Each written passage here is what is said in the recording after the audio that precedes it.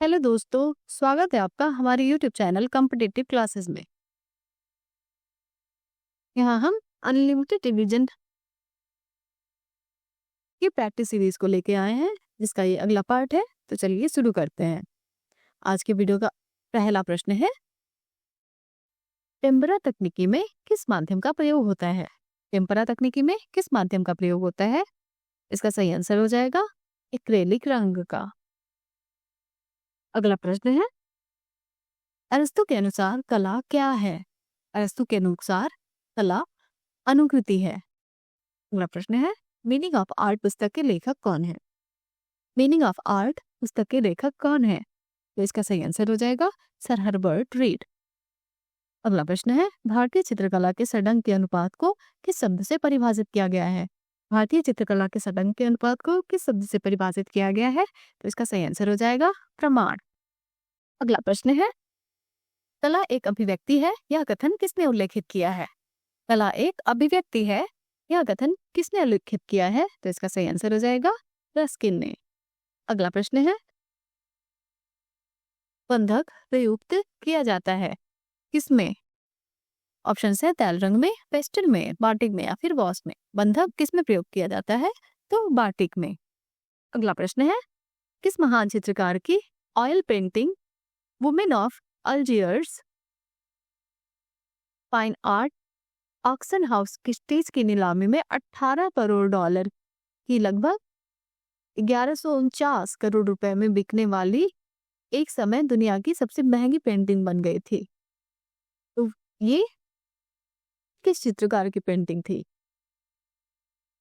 तो इसका सही आंसर हो जाएगा पाब्लो पिकासो की। किस महान चित्रकार की ऑयल पेंटिंग, पेंटिंग का नाम क्या है? वुमेन ऑफ अल्जियर्स, जो कि फाइन आर्ट्स ऑक्शन हाउस क्रिटीज की नीलामी में 18 करोड़ डॉलर में बिकने वाली एक समय दुनिया की सबसे महंगी पेंटिंग बन गई थी। ये किसकी थी? तो पाब्लो पिकासो की थी। अगला प्रश्न है, कंपनी पेंटिंग क्या है? ऑप्शन है यथार्थवादी पेंटिंग, लघु चित्रकला, अमूर्त चित्रकला या फिर भित्ति चित्र। कंपनी पेंटिंग क्या है? इसका सही आंसर हो जाएगा लघु चित्रकला। अगला प्रश्न है, भित्ति पर अंकित चित्र को कहते हैं? भित्ति पर अंकित चित्र को क्या कहते हैं? तो इसका सही आंसर हो जाएगा म्यूरल। अगला प्रश्न है, ऊपर की ओर जाने वाली रेखाएं क्या भाव प्रदर्शित करती हैं? ऊपर की ओर जाने वाली रेखाएं क्या भाव प्रदर्शित करती हैं? तो इसका सही आंसर हो जाएगा महत्वाकांक्षा। अगला प्रश्न है, अनारकली का मकबरा कहाँ निर्मित है? अनारकली का मकबरा कहाँ निर्मित है? इसका सही आंसर हो जाएगा लाहौर में। अगला प्रश्न है, उमा वर्धन जो कि एक सिद्ध हस्त चित्रकार हैं, इनका पसंदीदा माध्यम क्या है? उमा वर्धन जो कि एक सिद्ध हस्त चित्रकार हैं, इनका पसंदीदा माध्यम क्या है? इसका सही आंसर हो जाएगा वाटर कलर ऑन सिल्क। अगला प्रश्न है, भारतीय चित्रकला के षडांग का लेखक कौन है? भारतीय चित्रकला के षडांग का लेखक कौन है? तो यशोधर पंडित। अगला प्रश्न है, हैचिंग किसे कहते हैं? हैचिंग किसे कहते हैं? तो रेखा वर्तनक। अगला प्रश्न है, अंगों की गठनशीलता प्रदर्शित करने के लिए गोलाई में रेखा छायांकन को क्या कहते हैं? अंगों की गठनशीलता प्रदर्शित करने के लिए गोलाई में रेखा छायांकन को क्या कहते हैं? तो इसका सही आंसर हो जाएगा एक्सियल शेडिंग। अगला प्रश्न है, किसी शून्य के अंतराल में सक्रियता कब उत्पन्न होती है? किसी शून्य के अंतराल में सक्रियता कब उत्पन्न होती है? ऑप्शन है अंतराल को भर देने से, केवल एक बिंदु रखने से, किस स्थान पर कुछ आकृतियां बना देने से या फिर रंगों और रेखाओं के कुशल प्रयोग से। किसी शून्य के अंतराल में सक्रियता कब उत्पन्न होती है? इसका सही आंसर हो जाएगा केवल एक बिंदु रखने से। अगला प्रश्न है, प्रसन्न नेत्र किसके समान होते हैं? प्रसन्न नेत्र किसके समान होते हैं? तो सही आंसर हो जाएगा खंजन के समान। अगला प्रश्न है, निम्नलिखित में से द्विआयामी कला है? ऑप्शन है मुद्रण, चित्रण, ग्राफिक या फिर इनमें से सभी। इनमें से द्विआयामी कला क्या है? तो ये सभी, मतलब मुद्रण, चित्र, ग्राफिक, ये तीनों ही द्विआयामी कला है। अगला प्रश्न है, किस प्रकार के क्षेत्र विभाजन से अंतराल में सक्रियता आती है? किस प्रकार के क्षेत्र विभाजन से अंतराल में सक्रियता आती है? तो इसका सही आंसर हो जाएगा असम विभाजन से। अगला प्रश्न है, वर्गाकार आकृति किस भाव की प्रतीक होती है? वर्गाकार आकृति किस भाव की प्रतीक होती है? इसका सही आंसर हो जाएगा कठोरता की। अगला प्रश्न है, चित्रकार की कार्यशाला किसका चित्र है? चित्रकार की कार्यशाला किसका चित्र है? इसका सही आंसर हो जाएगा कुरबे का। अगला प्रश्न है, बड़े बड़े कैनवास पर आदमकद के रूप में चित्र किस शैली में बने? बड़े बड़े कैनवास पर आदमकद के रूप में चित्र किस शैली में बने? तो इसका सही आंसर हो जाएगा जयपुर शैली में। अगला प्रश्न है, सादृश्य का अर्थ क्या है? सादृश्य का अर्थ क्या है? तो आकृति में समानता। अगला प्रश्न है, किस शैली में ऊंट का अंकन बहुतायत से हुआ है? किस शैली में ऊंट का चित्रण, ऊंट का अंकन बहुतायत से हुआ है? तो इसका सही आंसर हो जाएगा राजस्थानी शैली में। अगला प्रश्न है, कलानिधि के लेखक हैं? ऑप्शन है हेलेन रूबिसो, डॉक्टर मोतीचंद, हरमन बोइज या फिर राय कृष्ण दास। कलानिधि के लेखक कौन है? तो इसका सही आंसर हो जाएगा डॉक्टर मोतीचंद। अगला प्रश्न है, रौद्र रस का रंग क्या है? रौद्र रस का रंग क्या है? इसका सही आंसर हो जाएगा लाल। अगला प्रश्न है, पेट्रोग्लिक संदेश का प्राचीनतम माध्यम निम्न में से किससे संबंधित है? इसका सही आंसर हो जाएगा गुफाओं में उकेरे गए चित्र से। अगला प्रश्न है, चित्रकला के कितने तत्व माने गए हैं? चित्रकला के कितने तत्व माने गए हैं? इसका सही आंसर हो जाएगा 6। अगला प्रश्न है, निम्न में कौन चित्रकला हेतु प्रयुक्त नहीं होता है? ऑप्शंस क्या क्या है? Handmade paper, cartridge paper, can paper या फिर बॉन्ड पेपर। निम्न में से कौन चित्रकला हेतु प्रयुक्त नहीं होता है? इसका सही आंसर हो जाएगा बॉन्ड पेपर। अगला प्रश्न है, उस प्रसिद्ध चित्रकार का नाम बताइए जो वास्तुकार भी है। ऑप्शंस है मनुभाई पारिक, केसीएस पनिक्कर, कृष्ण खन्ना या फिर सतीश गुजराल। इनमें से कौन चित्रकारी के साथ साथ वास्तुकार कार्य भी करता है? कौन इनमें से चित्रकार के साथ साथ वास्तुकार भी है? तो इसका सही आंसर हो जाएगा सतीश गुजराल। अगला प्रश्न है, मदर गॉडेस की मूर्ति किस माध्यम में है? मदर गॉडेस की मूर्ति किस माध्यम में है? इसका सही आंसर हो जाएगा टेराकोटा माध्यम में। अगला प्रश्न है, जवाहर कला केंद्र कहाँ स्थित है?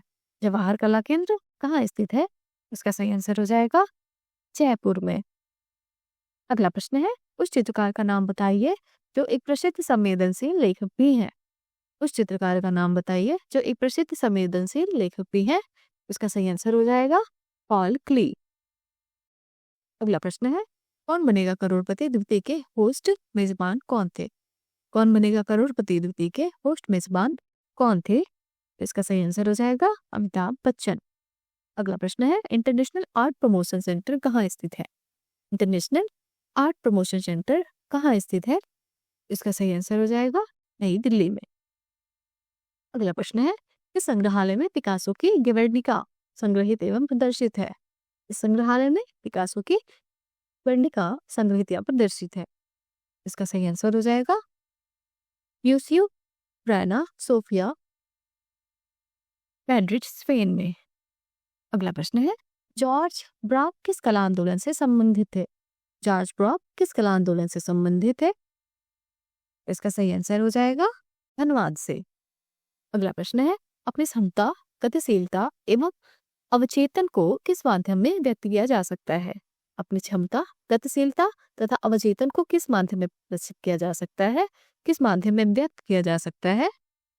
तो इसका सही आंसर हो जाएगा एक्शन पेंटिंग में। अगला प्रश्न है, स्पेनिश गिटार वादक तथा एब्सिंथ पीने वाला, स्पेनिश गिटार वादक तथा एब्सिंथ पीने वाला किसका प्रसिद्ध चित्र है? तो इसका सही आंसर हो जाएगा एडवार्ड माने। अगला प्रश्न है, इनमें शरणार्थियों का चित्रकार कौन सा है? इनमें शरणार्थियों का चित्रकार कौन सा है? इसका सही आंसर हो जाएगा रेनो।